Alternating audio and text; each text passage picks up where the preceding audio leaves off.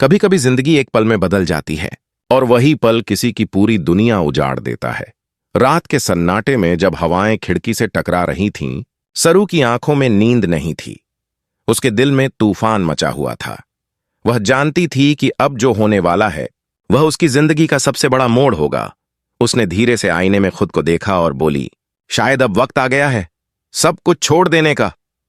उसी पल उसकी आंखों से आंसू की एक गर्म बूंद गिरी, जैसे किसी टूटे भरोसे का अंतिम निशान हो। दोस्तों, कभी आपने महसूस किया है जब दिल का सबसे करीबी इंसान ही आपका दर्द समझने से इनकार कर दे? कुछ दिन पहले तक सरू बजाज परिवार की बहू थी, सबकी लाडली, सबकी अपनी।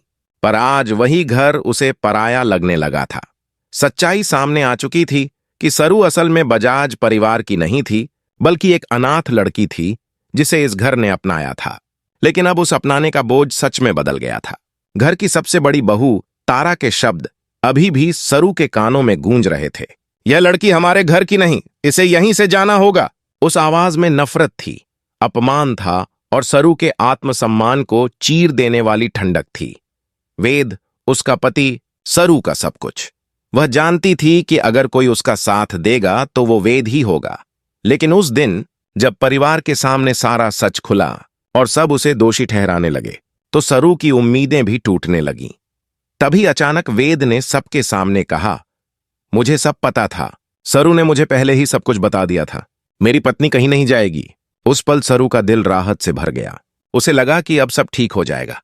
पर दोस्तों, क्या कभी किसी रिश्ते का सच सिर्फ भीड़ के सामने दिखने वाले शब्दों से समझा जा सकता है? जब सब लोग चले गए, घर का शोर खत्म हुआ और कमरा सन्नाटे में डूबा, तब वेद का चेहरा बदल गया। वह गुस्से से सरू की तरफ बढ़ा, आंखों में आग थी। तुम्हारी हिम्मत कैसे हुई मुझसे ये सब छिपाने की? उसकी आवाज कमरे की दीवारों से टकराई। जिस झूठ से मुझे सबसे ज्यादा नफरत है, वही झूठ तुमने कहा। मैंने तुम पर भरोसा किया और बदले में तुमने मुझे शर्मिंदा कर दिया। सरू के गले से आवाज नहीं निकली। वह कांपती हुई बोली, वेद, मैंने तुम्हें सब बताया था, बस तुमने सुना नहीं। लेकिन वेद के कानों में जैसे गुस्से की आग जल रही थी। उसने मुंह फेर लिया और चला गया। उस रात सरू टूट गई। वह समझ नहीं पा रही थी कि किसे दोष दे, किस्मत को, अपने सच को, या उस भरोसे को जो उसने वेद पर किया था। दोस्तों, क्या कभी आपने महसूस किया है कि जब आप सच्चे हों फिर भी दुनिया आपको झूठा कह दे? अगले दिन सुबह सरू ने एक निर्णय लिया। उसने धीरे धीरे अपने कपड़े समेटे, अलमारी बंद की और एक आखिरी नजर उस कमरे पर डाली जहां कभी उसने सपनों का घर बसाने की सोची थी। वह जानती थी कि अब उसे जाना होगा। किसी को बताए बिना वो अपना बैग लेकर घर से निकल गई। सड़क पर सूरज ढलने लगा था, हवा में हल्की ठंडक थी और सरू की आंखों में सिर्फ एक मंजिल थी, उसका मायका, या यूं कहें उसकी मां का छोटा सा घर गांव में।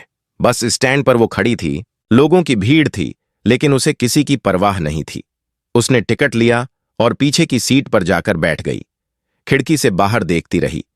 पेड़, खेत, सड़कें सब पीछे छूटते जा रहे थे, जैसे उसका अतीत पीछे रह गया हो। दोस्तों, अगर आप उसकी जगह होते तो क्या करते? क्या आप उस घर से जाते जहां आपकी सच्चाई पर शक किया गया हो? रास्ते में सरू की यादों का सैलाब उमड़ पड़ा। उसे याद आया जब वेद ने पहली बार उसका हाथ पकड़ा था। कहा था, मैं तुम्हारे हर सच और हर झूठ के साथ खड़ा रहूंगा। और आज वही आदमी उसके सबसे बड़े दर्द का कारण बन गया था। उसकी आंखों से आंसू बहने लगे और उसने खुद से कहा, शायद सच्चाई हमेशा इतनी कड़वी होती है कि लोग उसे सुनना ही नहीं चाहते। उधर शहर में जब तारा ने देखा कि सरू वाकई चली गई है, तो उसके चेहरे पर एक ठंडी मुस्कान आ गई। उसने मन ही मन कहा, अब इस घर की इज्जत पर कोई दाग नहीं रहेगा। लेकिन दोस्तों, क्या इज्जत उस इंसान को निकालकर बचाई जा सकती है जिसने कभी उस घर को जोड़ा था? शाम तक जब वेद घर लौटा और सरू को हर जगह ढूंढने लगा, तो नौकर ने कहा, भाभी तो सुबह सुबह चली गईं, कहा कि अब यहां उनका कोई नहीं। ये सुनते ही वेद के हाथ से पानी का गिलास गिर गया। उसे अपनी गलती का एहसास हुआ। उसकी जिद, उसका गुस्सा, उसका अहंकार, सब ने मिलकर उस औरत का दिल तोड़ दिया जो उससे सबसे ज्यादा प्यार करती थी। वेद गाड़ी लेकर निकल पड़ा। स्टेशन, बस स्टैंड, हर जगह खोजता रहा। उसका दिल धड़क रहा था जैसे वक्त उसके हाथ से फिसल रहा हो। उधर बस अब गांव के पास पहुंच चुकी थी। सरू खिड़की से बाहर झांक रही थी। और तभी बस एक झटके से रुक गई। धूल का गुब्बार उठा और किसी ने उसका नाम पुकारा, सरू। वो पल उसकी सांसों को थमा गया। उसने मुड़कर देखा, वेद दौड़ता हुआ बस के पीछे आया था। उसकी आंखों में पछतावा था, दर्द था। सरू स्तब्ध रह गई। वेद ने बस रोकवाई और चढ़कर सीधा सरू के सामने खड़ा हो गया। मुझे माफ कर दो सरू, मुझसे गलती हुई। तुमने बताया था, मैंने ही नहीं सुना। तुम सच कह रही थीं। उसकी आवाज में सच्चा दर्द था। सरू के दिल में तूफान चल रहा था। वह कुछ बोल नहीं पाई।